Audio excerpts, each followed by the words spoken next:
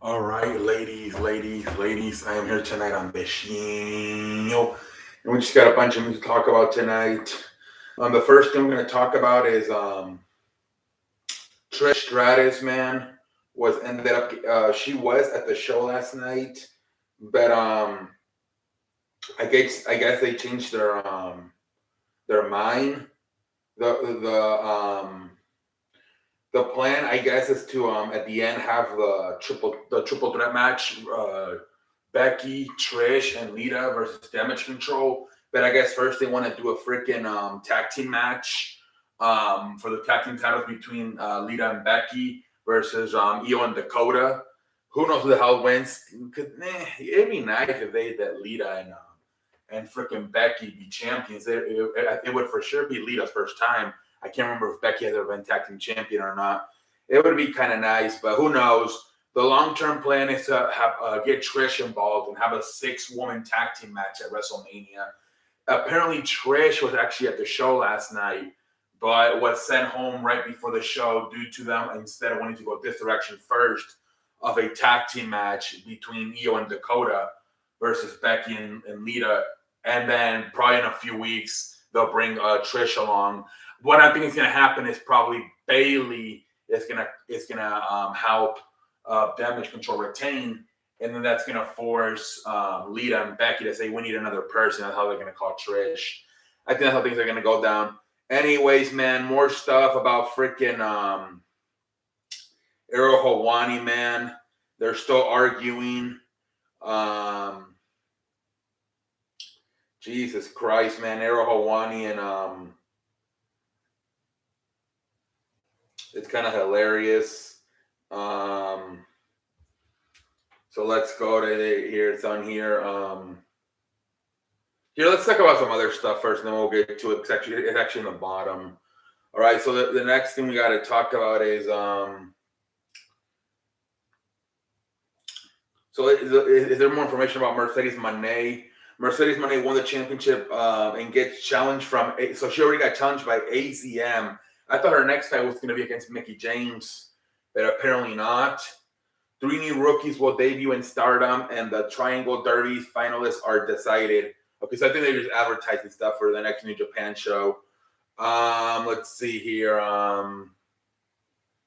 Let's see.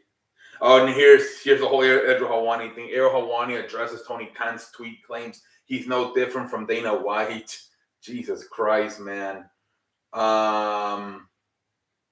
I think we have it right here. Hold on. I think it's all right here. Ero Hawani on the MMA Hour reiterated many times that he is not a pro wrestling journalist and has never claimed to be, and then got into the Tony Khan stuff. Errol said he had to check the tweet from Tony Khan multiple times because he thought he could have been trolling. Errol Hawani said Tony Khan is just mad because he gave him an all-time bad interview after All Out, and that he came across as like a guy who can't handle those situations. Errol also said that he never reached out to AEW to interview Tony Khan. They reached out to him. He never told him there was any limited questions. This fucking guy doesn't know what journalism is. He has no idea. He's no different than Dana White. Daryl Hawani said that he thought about replying to Tony Khan with Dana's not gonna shag you, mate. Errol did the whole if it wasn't for your old man thing about Tony Khan, and said he's proud of everything he has built in MMA and that it's all on him. He said the old Errol would have let this get to him. He ruined his night, but he wasn't going to let it happen. He's proud of what he's built, and he wasn't going to let Tony Khan get over on him because he needs it. Errol said when he saw Michael Cole at Elimination Chamber, he told him, wait until you hear how I introduce you. He also talked about how everyone backstage was popping at the tweets, giving him high fives. Damn. Yeah, so Errol, a lot of people are starting to think that maybe Errol Hawani is like maybe low key working for WWE, but they just haven't made it public. But he said that is not the case at all. He said, in fact, I'm willing to even work with AEW again. if we can fix all the situations. So who knows, man? Jesus Christ, man. Who knows what the hell's going on, man? He pretty much said, if it wasn't for your father, Chap Khan, you wouldn't even have AEW and shit like that. And then he called him, he said, you don't know anything about journalism. You're just like Dana White. He's pretty much insulted Dana White as well. So a lot of shit going on there between Iro Hawani and Tony Khan. Jesus Christ, man. Jesus Christ, man. All right. And I think let's see if there's any more news. And if not, we'll go to Raw. So this is information about how Elimination Chamber did. Highest grossing, most viewed Elimination Chamber pay-per-view in WWE history. So it got the most views out of all the Elimination Chamber pay-per-views in history. Viewership saw 54% increase versus the previous record set in 2022. So 54 more percent than last year's Elimination Chamber. Largest gate ever for any WWE event held in Montreal. So it broke the ticket prices for the most ever WWE show in Montreal. All-time event merchandise record broken. Yeah, that's been happening a lot apparently. That they're getting freaking like sold out of merchandise. Yeah, that's crazy, man. That's another thing. They are like WWE's like they made $1 billion last year. They're probably gonna make even more this year, man. They're breaking records for ticket prices or ticket sales. A lot of it has to do with a lot of people are saying maybe it's the inflation that's helping them break all these records. It could be. I don't know. Everything's more expensive now. But I mean, the viewers, I mean, you got to give them credit. 54% increase, highest Elimination Chamber viewed in history. And then the merchandise being sold, that also you got to give credit to WWE for making the fans care enough about the wrestlers that they want to buy their stuff. So yeah, man, great stuff here. And great stuff, man. Congratulations to the WWE, man, for breaking more records with whether it's with viewership, ticket sales, and selling merchandise. Anyways, man, I think we're ready to get into Monday Night Raw recap. I believe at this point, ladies and gentlemen. Let's go, man, and then we can call it a night. All right, ladies and gentlemen. Monday Night Raw, February 20, 2023. Let's go. All right, ladies and gentlemen. My wrestle. All right, here we go. From freaking really Ottawa.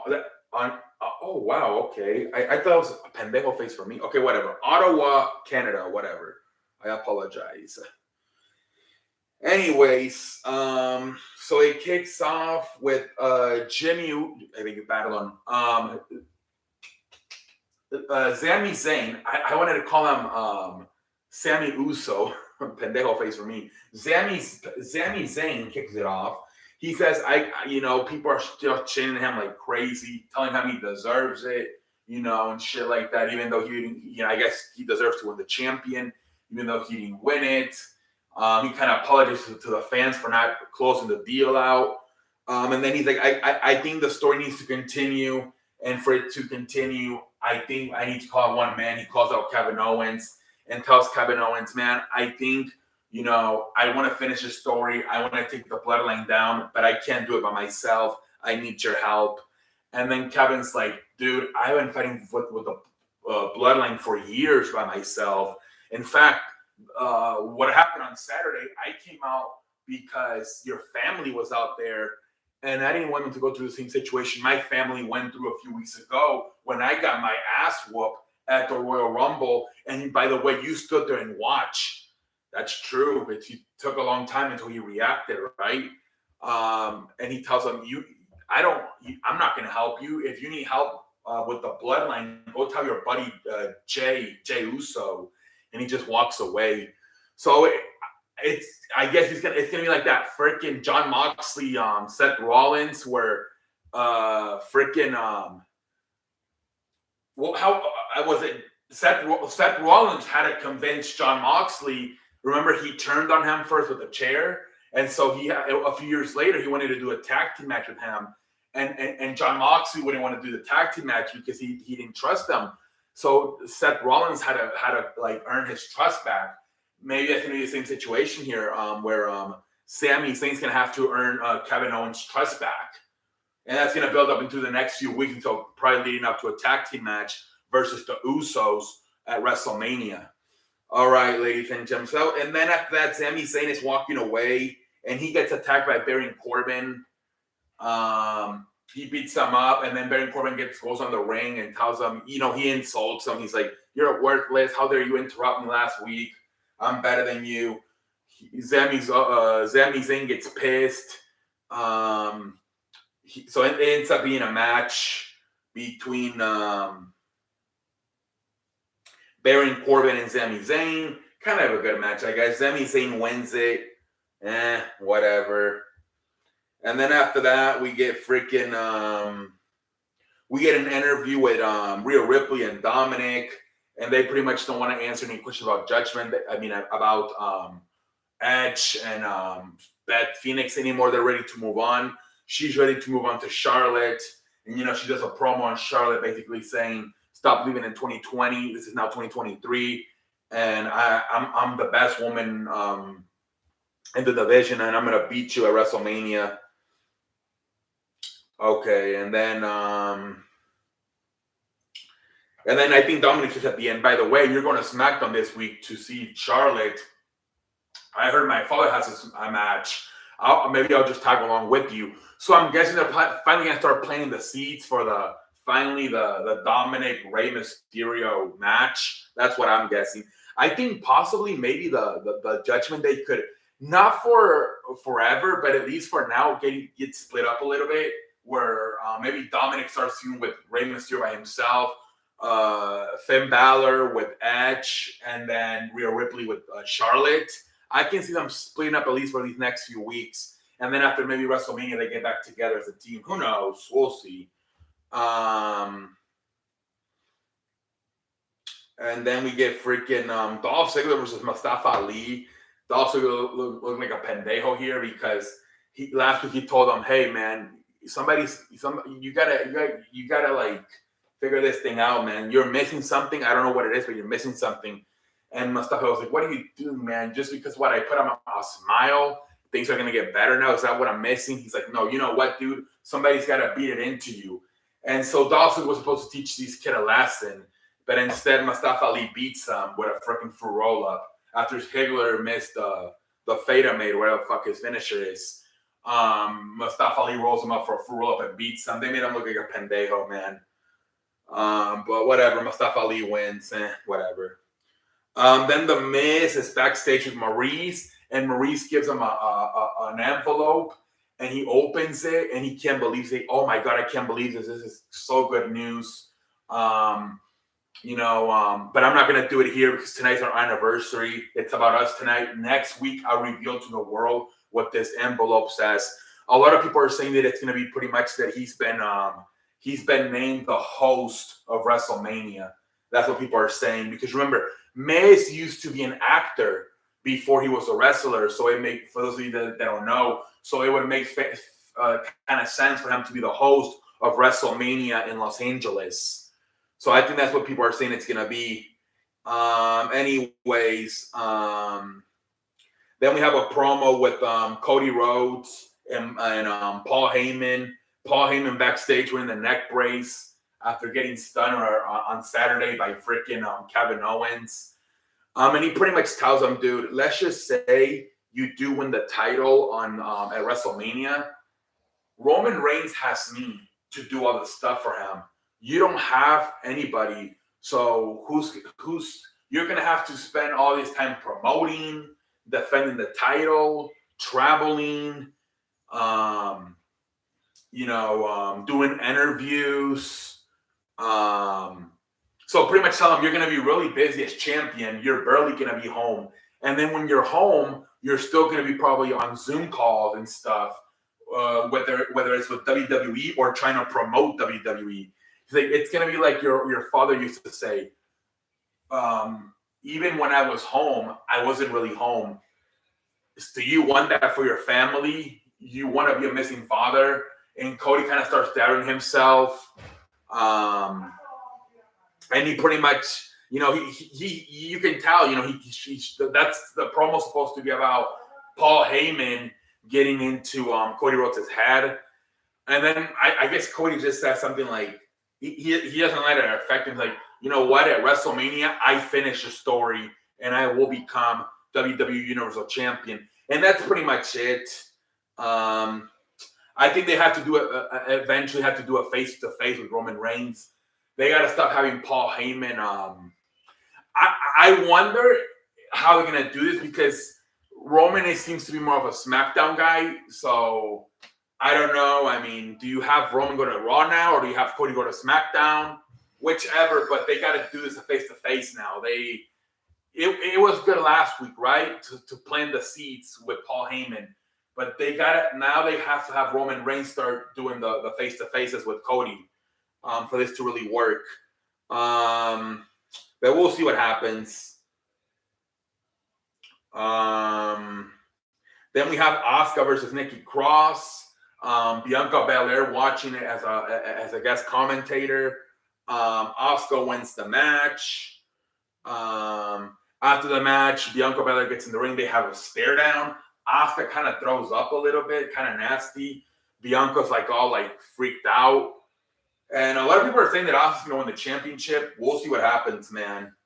We will see what happens, man. And then backstage, Carmella challenges, goes to Adam Pearce and says, I want to face Asuka next week. And so the match is official, Carmella versus Asuka next week. And then we have freaking The Miz versus Seth Rollins. This match ended up in a freaking stoppage by the referee because Seth Rollins cursed on him 3 straight times, and The Miz just got knocked out cold, and the referee stopped the match. So Seth Rollins won via, I guess, TKO, technical knockout, referee stoppage. He said he's going to find Logan Paul. A lot of people are saying he's going to attack him in his podcast. That would be hilarious. A lot of times Logan Paul does interview wrestlers when he does go to these events. So maybe he's going to interview somebody. Maybe at the end of the interview, when they're saying goodbye, thank you for watching, maybe Seth will attack him. I can see that. We'll see.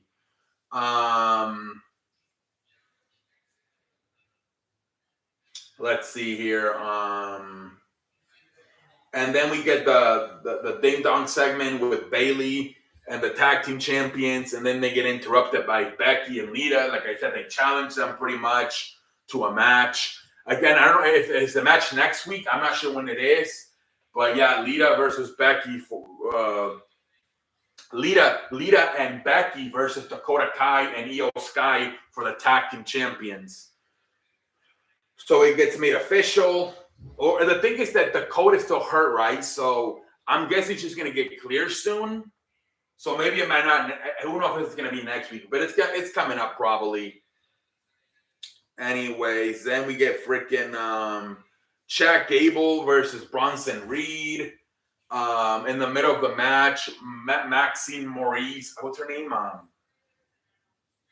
Maxine Dupree comes out, and she starts talking to Otis, gives her card again. Still interested in Otis becoming part of the Male Maximum Models. And Chad Gable gets distracted, and that's how Bronson Reed beats him. I think he would have still beaten him even if fucking Chad Gable would have not gotten distracted. But anyways, Bronson Reed wins. Whatever. And then what? We get freaking Elias coming out to do a concert. And then Bobby Lashley comes out. He just beats him up. Jesus Christ. And then fucking MVP does a backstage segment saying that Almas is challenging Brock Lesnar to a match at WrestleMania. I beg you, pardon? What? That's what they're going to do. Dude, if that's what they're doing for Lesnar, I'd rather not have Lesnar be at WrestleMania at all. You're gonna go from main event with Roman Reigns to having like a mid-card match with Amos? What? Amos already lost to Braun Strowman. What do you think is gonna happen when he faces Brock Lesnar? Oh my lord. They just don't have anything for like neither Bobby Lashley, Bray Wyatt, Brock Lesnar. They're just making it up.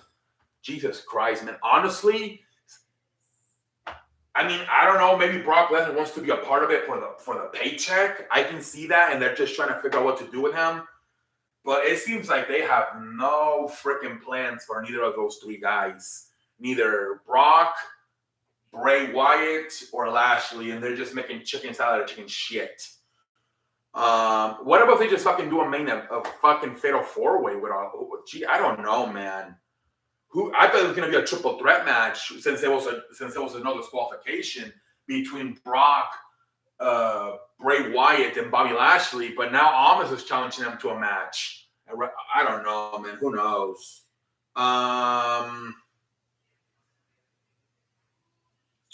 Let's see here. So when we get the freaking main event, Austin Theory versus Edge. Very good match, man. At the end, man, Edge is about to hit the spear. Finn Balor interferes. He hits him with, I believe, with the Pele kick, and from outside the ring. And freaking then Austin Theory hits the A-Town Downtown and wins the match, retains. After the match, Finn Balor gets back in and starts beating him up. And he hits him with like 3 coup de grace. And that was pretty much the end of the show. Finn Balor standing tall over the beat up fucking Edge laying down on the ring. So a lot of people are saying maybe a Hell in a Cell match at WrestleMania between Edge and Finn Balor. We'll see what the hell happens. This Raw was not very good. Maybe the beginning with Sami Zayn and Kevin Owens. Maybe the Paul Heyman, Cody Rhodes. Maybe the Bayley, Becky Lynch, Lita stuff. And then the main event. Like I keep saying this. Like, just watch the beginning of the hour. So the first hour, which is the start of the show, then the start of the second hour, the start of so the beginning, then the start of the second hour, the start of the third hour, and then the main event. That's all you gotta watch. It's just when like 7 o'clock, then 8 o'clock, 9 o'clock, and then the main event. Everything else stinks in this show. Just every time there's like an hour, like a new hour starting, or the main event, it's good. Like that's how Raw's been like for weeks now. Just watch every time that the top of the hour hits, and then the main event. Honestly, Jesus Christ, man. Everything else is like it's literally just a filler. Anyways, until next time, holla at your boy.